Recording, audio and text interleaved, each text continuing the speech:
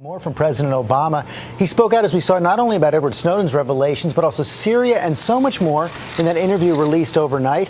Our chief White House correspondent, John Carl, is traveling the president in Sligo, Ireland. Good morning, John. Good morning, George. As the president wraps up his meetings with world leaders here, he is pushing back hard against critics at home who say he is not doing enough about the crisis in Syria. Behind all the smiles at the annual summit of the world's major economic powers, big disagreement between Russia and the United States about what to do over the crisis in Syria.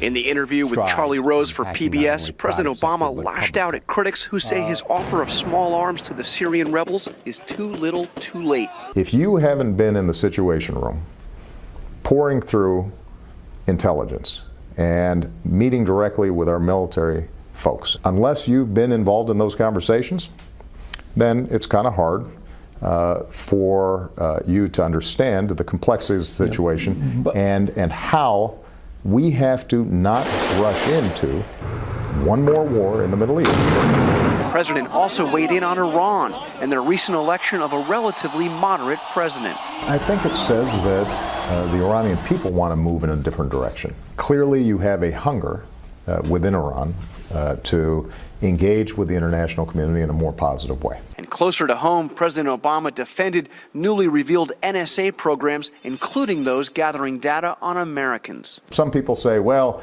Obama was this raving liberal before, now he's, Dick Cheney. Dick Cheney sometimes says, yeah, he took it all lock, stock, and barrel. My concern has always been not that we shouldn't do intelligence gathering to prevent terrorism, but rather, are we setting up a systems of checks and balances?